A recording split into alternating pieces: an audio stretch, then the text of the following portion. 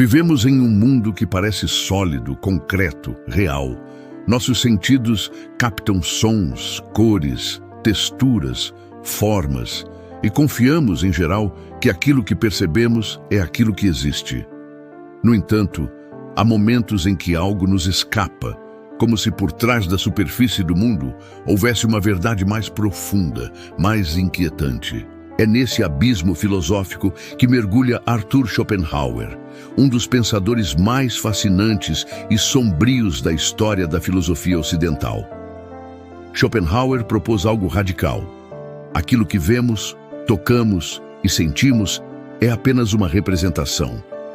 A realidade última não está nos objetos do mundo, nem nas ideias que temos sobre eles. A realidade mais fundamental é algo que não se vê, uma força irracional, incessante, cega, a vontade. Este vídeo é uma jornada profunda por esse conceito central na filosofia de Schopenhauer. A vontade como essência da realidade. Vamos entender o que ele quis dizer, porque essa ideia é tão poderosa e como ela molda toda a sua visão de mundo, desde o sofrimento humano até o papel da arte e da moralidade. Prepare-se para uma viagem filosófica intensa que pode transformar a maneira como você enxerga a vida, o mundo e a si mesmo. Capítulo 1. A influência de Kant e a noção de representação. Para compreender a filosofia de Schopenhauer, precisamos dar um passo atrás e entender de onde ele partiu. Seu ponto de partida foi a filosofia de Immanuel Kant. Kant havia revolucionado a metafísica ao mostrar que nós não conhecemos o mundo em si, mas apenas o mundo como aparece para nós, o chamado mundo fenomênico. O que significa isso? Que o tempo, o espaço e a causalidade não estão lá fora no mundo, mas são formas de nossa mente. Em outras palavras, nós estruturamos a realidade de acordo com categorias internas, e tudo o que vemos é, em última instância, uma construção da consciência. Para Kant, existe um número, o mundo em si, que permanece inacessível, algo que está além da experiência possível. Schopenhauer aceitou essa base kantiana, mas foi além. Ele concordava que o mundo que percebemos é uma representação, ou como ele dizia em alemão, Vorstellung. Tudo o que conhecemos é uma imagem mental, uma aparência. O que vemos, tocamos, ouvimos, tudo isso é filtrado, moldado e ordenado por nossa mente. Mas então, o que está por trás da representação? O que é esse mundo em si, que Kant dizia ser incognoscível? É aqui que Schopenhauer inova.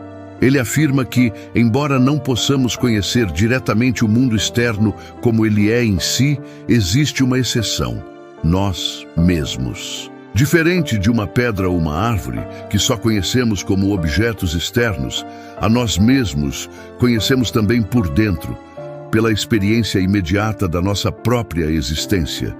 E essa experiência revela algo profundo. O que somos, em essência, é vontade. Capítulo 2. A descoberta da vontade.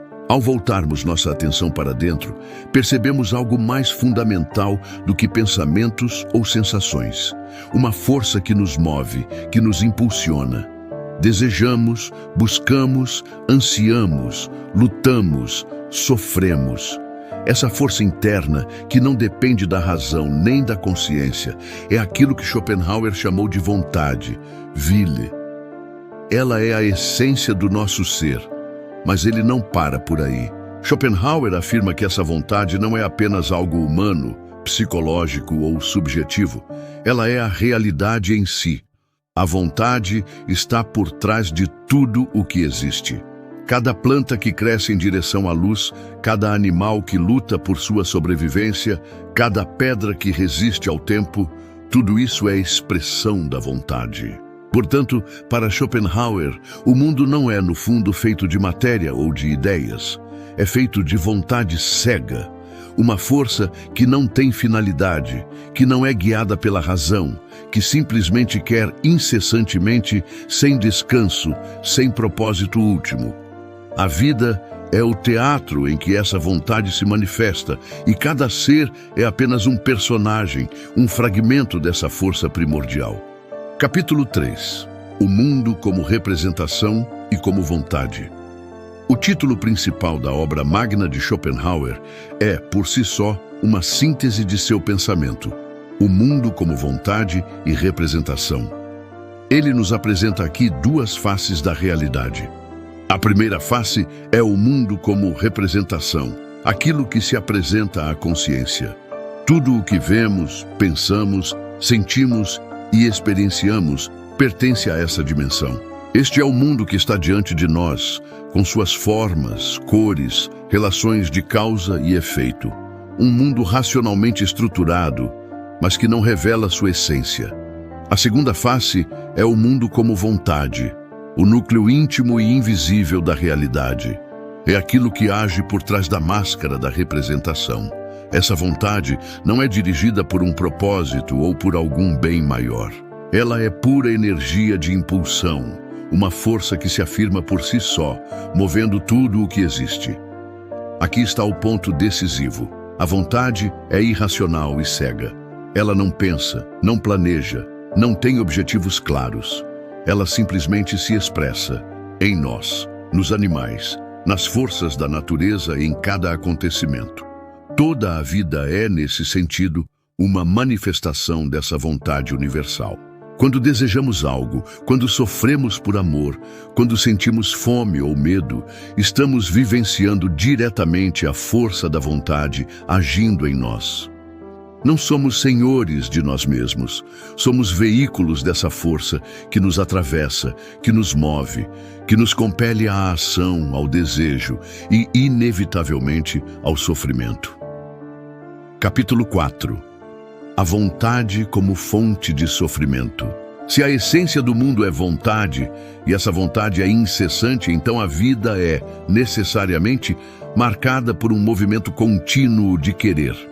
Mas o querer, como bem observou Schopenhauer, está sempre associado ao sofrimento. Por quê? Porque desejar é estar em falta. Quando desejamos algo, estamos em estado de carência, de incompletude. E mesmo quando conseguimos o que queremos, a satisfação é temporária. Logo outro desejo surge, e mais um e outro. Nunca há repouso. A vida, então, se transforma em uma corrida interminável, uma busca que nunca encontra sua conclusão. Esse ciclo se repete constantemente. Queremos, sofremos por não ter. Conquistamos, mas a alegria é breve. Desejamos novamente. Em palavras simples, a vontade nos aprisiona em um eterno retorno do sofrimento. Schopenhauer ilustra isso com uma metáfora poderosa. O ser humano oscila entre dois polos, a dor e o tédio. A dor está presente quando desejamos algo e não conseguimos. O tédio aparece quando já conseguimos o que queríamos, mas a vontade não encontra mais onde se apoiar. E então surge o vazio, o enfado existencial. Segundo ele, até mesmo os momentos de prazer e alegria são apenas pausas breves no contínuo fluir da dor. A vida não é uma celebração da felicidade, mas uma luta constante contra o sofrimento. E isso, para ele, não é um defeito do mundo, é sua natureza essencial. Capítulo 5. A vontade na natureza e nos animais. Essa concepção de vontade como força universal não se limita ao ser humano. Schopenhauer enxerga a vontade em toda a natureza. Ele observa os animais com grande interesse e respeito, vendo neles o mesmo impulso cego que existe em nós. Veja, por exemplo, o instinto de sobrevivência nos animais. Eles caçam, fogem, lutam, acasalam. Não porque tenham consciência ou planos elaborados, mas porque são impulsionados por uma força interior irresistível. A vontade atua neles de forma pura e direta. A planta que cresce em direção à luz, a semente que germina no solo, o rio que busca seu curso até o mar, tudo isso são expressões da vontade. Para Schopenhauer, as leis da natureza são manifestações da mesma energia cega que nos movimenta por dentro. Essa visão dá ao mundo uma unidade metafísica profunda. Tudo o que existe está conectado pela vontade. Não há uma hierarquia essencial entre humanos e animais, entre matéria e espírito. Há apenas diferentes graus e modos de manifestação da mesma realidade. A vontade cega e impessoal que constitui o ser. Capítulo 6. A ilusão da razão. Em nossa cultura ocidental, herdamos da tradição grega e do iluminismo a ideia de que a razão é o que nos define como humanos. Orgulhamo-nos de nossa capacidade de pensar, de planejar, de construir sistemas racionais. Mas Schopenhauer é radicalmente contra essa ideia. Para ele, a razão é secundária. Ela não é a força que comanda a vida, mas um instrumento da vontade. Racionalizamos nossos desejos, mas não os escolhemos. Nossas decisões, por mais que pareçam racionais, são quase sempre guiadas por impulsos profundos que escapam ao controle da consciência. A razão pode organizar os meios, mas não escolhe os fins. É como um navegador experiente que pilota um barco poderoso, mas esse barco é movido pela correnteza da vontade. E muitas vezes o navegador acredita que está no comando, sem perceber que é levado pela força da água. Essa crítica à razão antecipa, em certo sentido, muitos pensadores do século XX, como Freud, que também revelou os desejos inconscientes por trás da racionalidade aparente. Schopenhauer foi um dos primeiros a dizer com clareza: não somos tão racionais quanto gostamos de acreditar. Capítulo 7. A vontade individual e a vontade universal. Outro aspecto profundo da filosofia de Schopenhauer é a distinção entre a vontade individual, aquilo que experimentamos como desejo pessoal, e a vontade em si, como força metafísica universal. A vontade que sentimos em nós é uma manifestação parcial da vontade cósmica. Nós, enquanto indivíduos, somos como ondas em um oceano. Cada um de nós tem desejos, ambições, sofrimentos, mas tudo isso é apenas a forma que a vontade universal assume ao se particularizar em cada ser. Essa visão aproxima Schopenhauer de tradições orientais, como o hinduísmo e o budismo. Ele mesmo reconhecia essa afinidade e era um dos poucos filósofos ocidentais de seu tempo a estudar profundamente textos orientais.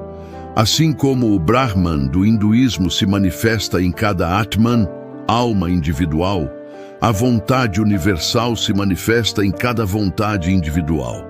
Essa compreensão traz consigo uma consequência filosófica importante. A individualidade é uma ilusão. A separação entre eu e outro é aparente. No fundo, somos todos expressões de uma mesma força irracional. Isso tem implicações éticas, estéticas e espirituais, que Schopenhauer desenvolve em outras partes de sua obra. Capítulo 8. A ilusão da liberdade. Muitas pessoas acreditam que são livres, que fazem escolhas com base em sua vontade consciente. Mas para Schopenhauer, essa sensação de liberdade é uma ilusão profunda. Ele argumenta que nossos atos são sempre determinados por motivos que derivam da nossa constituição mais profunda, a vontade. O que chamamos de livre-arbítrio é, na verdade, uma cadeia de causas internas e externas que nos condicionam. Podemos escolher o que comer no almoço ou que caminho tomar para o trabalho, mas não escolhemos desejar. O próprio desejo surge em nós sem que o tenhamos escolhido. Schopenhauer distingue entre a liberdade de agir sem impedimentos externos, e a liberdade de querer, escolher o que se deseja. A primeira é possível até certo ponto, mas a segunda é inexistente. Não escolhemos querer, simplesmente queremos. Esse pensamento é perturbador, pois desafia a ideia moderna de autonomia. Mas para Schopenhauer, reconhecer a ausência de liberdade é um passo importante para compreender nossa verdadeira condição, não como senhores de nosso destino, mas como veículos de uma força que nos ultrapassa. Capítulo 9. a compaixão como reconhecimento da vontade no outro. Apesar de seu pessimismo, Schopenhauer desenvolveu uma ética centrada na compaixão. Para ele, a verdadeira moralidade nasce quando reconhecemos no outro a mesma vontade que nos habita. Ao ver alguém sofrendo, não sentimos piedade apenas por simpatia social. Sentimos porque reconhecemos, de forma quase instintiva, que aquela dor é da mesma natureza da nossa. A separação entre eu e outro se dissolve e a vontade em sua unidade se revela. Esse reconhecimento nos move à compaixão. E para Schopenhauer, essa é a única base sólida para a moralidade. Não a razão, não os dogmas religiosos, mas a experiência direta da dor alheia como extensão da nossa. Esse ponto aproxima sua filosofia de tradições orientais e do budismo, onde a compaixão, karuna, também ocupa o centro da prática espiritual. Em ambos os casos, a superação do ego e a empatia são caminhos para uma vida mais ética e consciente. Capítulo 10. A arte como suspensão da vontade. Se a vida movida pela vontade é sofrimento, haveria alguma forma de nos libertar, ao menos temporariamente, dessa condição? Para Schopenhauer, sim, a arte. Quando contemplamos uma obra de arte, mergulhamos em uma experiência estética que nos afasta dos desejos imediatos. Por um instante, deixamos de ser seres que querem, lutam e sofrem, e nos tornamos puros sujeitos do conhecimento, observadores desinteressados da beleza do mundo. A arte, nesse sentido, é uma forma de redenção temporária. Ela suspende a ação da vontade e nos coloca em um estado de contemplação. É como se, por alguns momentos, nos elevássemos acima da condição humana ordinária. Entre todas as formas de arte, a música ocupa um lugar privilegiado. Schopenhauer a considera a mais sublime de todas, pois ela não representa o mundo. Ela o expressa diretamente. A música, segundo ele, é a linguagem da própria vontade, uma espécie de espelho sonoro do mundo em si. Assim, a arte não é apenas entretenimento ou estética, é uma via de escape do sofrimento, uma pausa na tirania da vontade.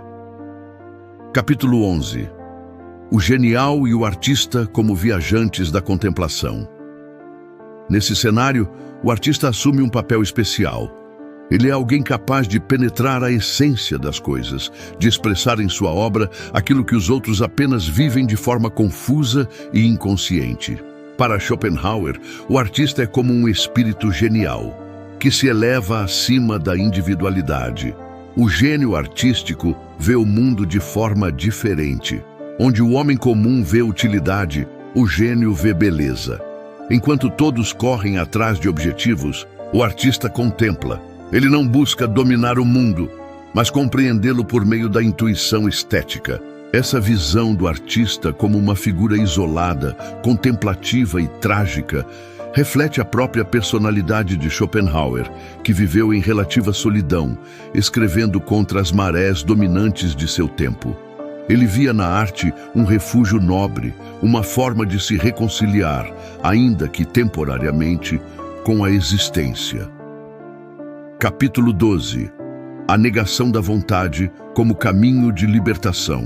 Se a vontade é a fonte do sofrimento, e se toda a vida é marcada por sua ação incessante, haveria uma forma de superá-la definitivamente? Para Schopenhauer, sim. Essa superação não se dá pela razão, nem pela ciência, mas por um processo de negação da vontade. Esse processo lembra, em muitos aspectos, o caminho ascético de algumas tradições espirituais. Aquele que nega a vontade abandona os prazeres, os desejos, a luta. Ele renuncia ao mundo não por fraqueza, mas por sabedoria, por ter compreendido a essência trágica da existência. O asceta é aquele que diz não à vontade. Ele não busca mais afirmação, prazer ou sucesso. Ele vive em silêncio, em desapego, em contemplação, Para Schopenhauer, essa é a forma mais elevada de sabedoria, uma espécie de redenção metafísica do sofrimento. Essa negação, contudo, não é simples. Ela exige uma profunda compreensão da natureza da existência, um distanciamento radical da vida ordinária. É por isso que, segundo ele, poucos conseguem trilhar esse caminho até o fim. Capítulo 13.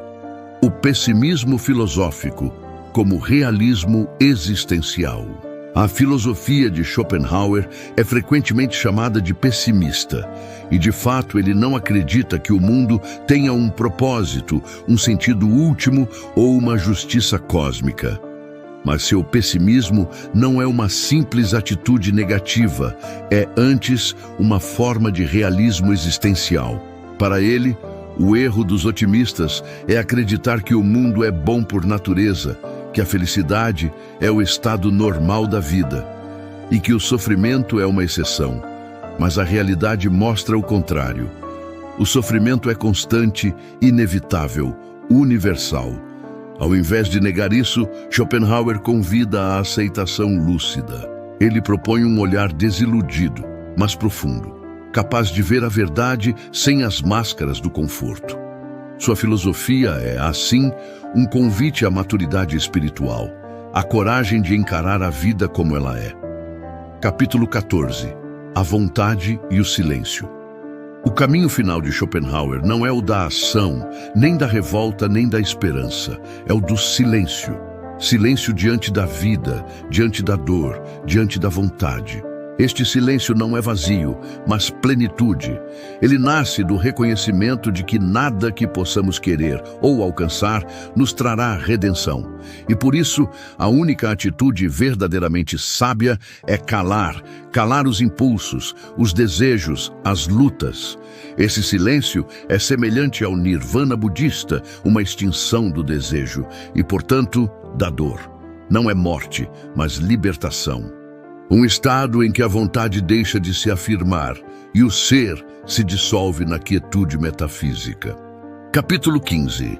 Schopenhauer e o budismo, ecos de sabedoria oriental. É impossível compreender toda a profundidade da filosofia de Schopenhauer sem perceber o quanto ela ecoa ensinamentos milenares do Oriente, especialmente do budismo e do hinduísmo. Embora seja um filósofo ocidental, Schopenhauer foi um dos primeiros pensadores da Europa a estudar seriamente os textos sagrados orientais, como os Upanishads e os ensinamentos de Buda. Ambos os sistemas reconhecem que o desejo é a raiz do sofrimento e que a libertação vem justamente da extinção desse desejo. O budismo chama isso de nirvana, o apagar da chama do querer. Schopenhauer, por sua vez, fala da negação da vontade. Os termos são diferentes, mas o espírito é o mesmo.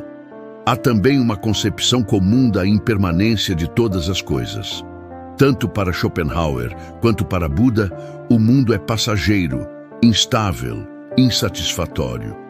A felicidade mundana é sempre temporária e a dor está à espreita de cada prazer. Essa proximidade entre filosofias tão distantes no espaço e no tempo mostra que a sabedoria não pertence a um só povo, nem a uma cultura específica. Ela é uma busca universal. E Schopenhauer, mesmo imerso na tradição ocidental, soube beber dessa fonte mais profunda que transcende as fronteiras e aponta para uma verdade compartilhada por toda a humanidade. A libertação não está no mundo, mas na superação do próprio querer. Capítulo 16. O legado de Schopenhauer. A coragem da lucidez. O legado de Arthur Schopenhauer não está apenas em seus livros, mas na coragem com que enfrentou a realidade. Ele não tentou dourar a pílula, nem esconder o sofrimento com fantasias reconfortantes.